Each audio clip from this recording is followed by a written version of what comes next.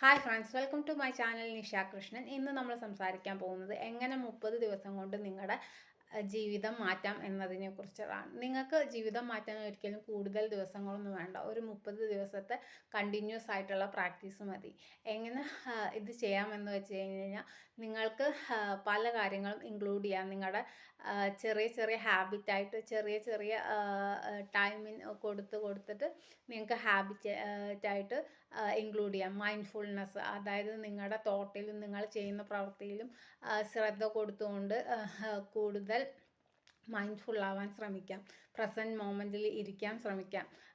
അങ്ങനെയുള്ള എല്ലാ പ്രാക്ടീസുകളും നിങ്ങൾ ഒരു 30 ഡേയ്സിന് ചെയ്യുക. അതായത് കുറച്ച് നേരം സൈലൻ്റ് ആയിരിക്കുക, മോർണിംഗിൽ എണീച്ച ഉടനെ, പിന്നെ ആവശ്യത്തിന് വെള്ളം കുടിക്കുക, പിന്നെ ആവശ്യത്തിന് ഫുഡ് കഴിക്കുക, നിങ്ങളുടെ ശരീരത്തെ കൂടുതൽ ബുദ്ധിമുട്ടിക്കാതിരിക്കുക.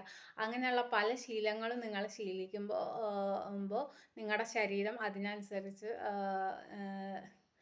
നിങ്ങൾക്ക് പ്രതികരണം തരാൻ തുടങ്ങും. സോ നിങ്ങളുടെ ഹെൽത്ത് ഇമ്പ്രൂവ് ആവും. വായിക്കുക, അത് നിങ്ങളുടെ മെൻ്റൽ ഹെൽത്ത് ഇമ്പ്രൂവ് ആവും. പിന്നെ വായനയിലൂടെ നമുക്ക് കിട്ടുന്ന ഒരു ശീലമാണ്. എല്ലാ കാര്യങ്ങളും ഒന്നും ശരിയാവില്ല.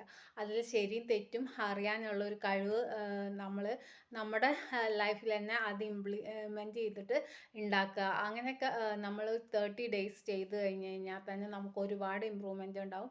എല്ലാവരും ഈ 30 ഡേയ്സ് ചാലഞ്ച് ചെയ്യുക. ഓരോ ദിവസം ഓരോ ഹാബിറ്റായിട്ട് കൾട്ടിവേറ്റ് ചെയ്യുക, എന്നിട്ട് അതിനെ സസ്റ്റെയിൻ ചെയ്യുക.